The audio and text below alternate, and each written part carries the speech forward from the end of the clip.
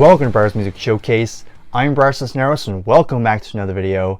And in this one, I want to answer a question I got fairly recently. To give you all context, this came about when I did the first episode of my CD collection series, and I got this comment, and the user is named Mario Vanditti. So Mario, thank you for watching the video and leaving this comment.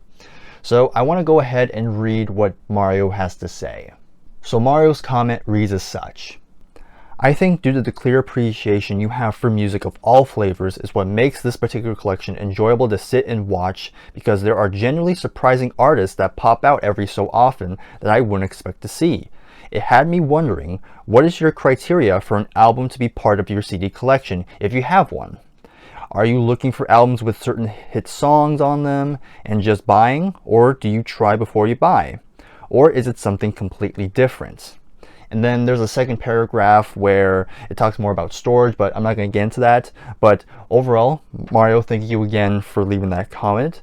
And I feel like I was asked this question before on multiple occasions, but I want to make this video to kind of dedicate what is my criteria for somebody who is young and getting into music of all types.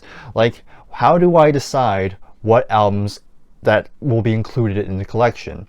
And I'm going to do that right now. So if we start from the very beginning, the first thing that needs to happen is that I need to be exposed to the band or artist first. And this could happen either one, it's a recommendation from somebody I know or from a certain YouTube channel, or by pure chance, I hear one of their songs. And once I get exposed to that band or artist and I like what I hear, that's when I go to phase 2, is when I do a little bit of research. I am pretty fortunate to live in a time where you can Google anything, you can look up a band or artist and kind of do a little bit of research on their history, and also look at what genre of music they typically fall into, and seeing what was their most well-known song. And it's usually that is what helps me kind of decide whether I want to investigate this band or artist more. Once I'm done researching and I find out what is their most well-known or most popular album, that's when I go to phase 3, is where I'll sample the album. And keep in mind, I'm not going to listen to the whole album all the way through. I'm just sampling probably the first 3 songs, and if I like the first 3 songs, and usually it's about maybe 10 seconds, that's all I listen to, like 10 seconds of the first 3 songs, and if I like what I hear, then that gets considered for the list.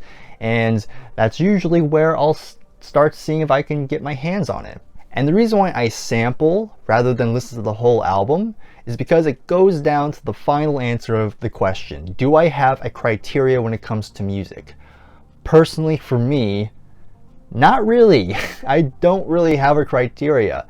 And the reason why is because I like having that element of surprise. Of course, back then there was no internet, and so people who bought music just had to just buy the album and kind of hope they liked what they bought.